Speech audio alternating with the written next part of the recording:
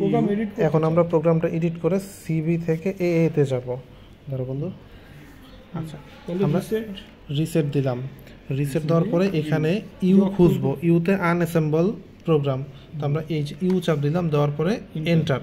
Enter আসার পরে আমাদের যে এএল এর ডাটাটা ছিল ওটা দেখাচ্ছে। তারপরে তীর দাও, প্রথমে দেখাচ্ছে দেখো মুভ, ওই যে মুভ 8.0 আমাদের এটা চেঞ্জ করার দরকার নাই। তীরে যাও, তারপর দেখাচ্ছে আউট 13.8 আউটপুট 13 এএল।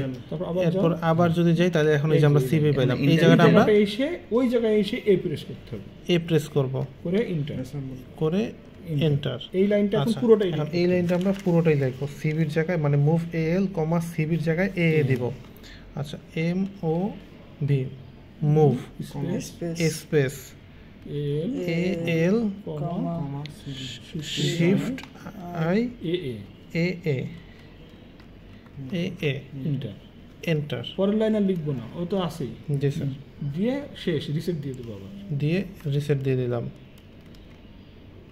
রিসেট একটু ধরো, এই যে সেই এটা সিগন্যাল পাচ্ছেন। হ্যাঁ, রিসেট দিয়ে এবার আবার জি প্রেস করে এন্টার দাও, রান হবে। জিতে গো এন্টার এন্টার।